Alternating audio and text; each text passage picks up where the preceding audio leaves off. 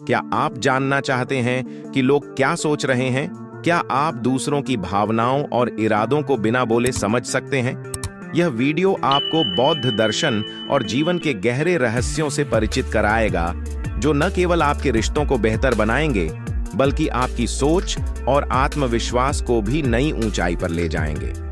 अगर आप इस वीडियो को पूरा नहीं देखते, तो आप एक अनमोल ज्ञान को खो देंगे, जो आपको अपने और दूसरों के मन की गहराई को समझने में मदद कर सकता है। यह सिर्फ एक कहानी नहीं है, यह एक ऐसा सबक है जो आपके जीवन के हर क्षेत्र में उपयोगी साबित हो सकता है। क्या आप इस अवसर को खोने का जोखिम उठा सकते हैं? आज की कहानी बौद्ध धर्म से जुड़ी एक अनमोल शिक्षा पर आधारित है। प्राचीन समय में एक बौद्ध भिक्षु अपने शिष्यों के साथ एक जंगल में रहता था।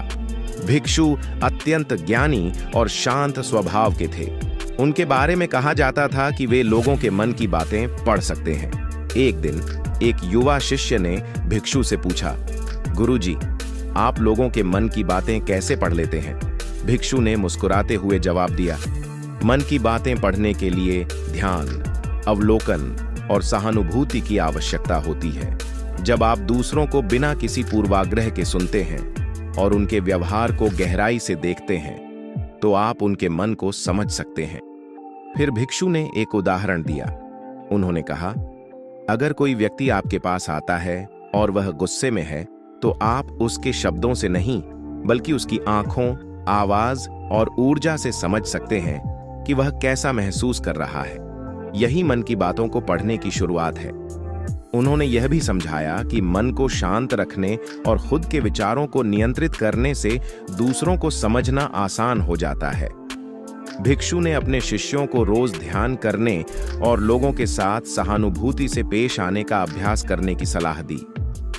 अगर आप भी दूसरों के मन को समझना चाहते हैं, तो इन बातों का ध्यान रखें। 1. ध्यान, मेडिटेशन। रोजाना 10 से 15 मिनट का ध्यान आपको अपने विचारों को नियंत्रित करने और दूसरों को समझने में मदद करेगा। 2. सुनने की कला, आर्ट ऑफ लिसनिंग।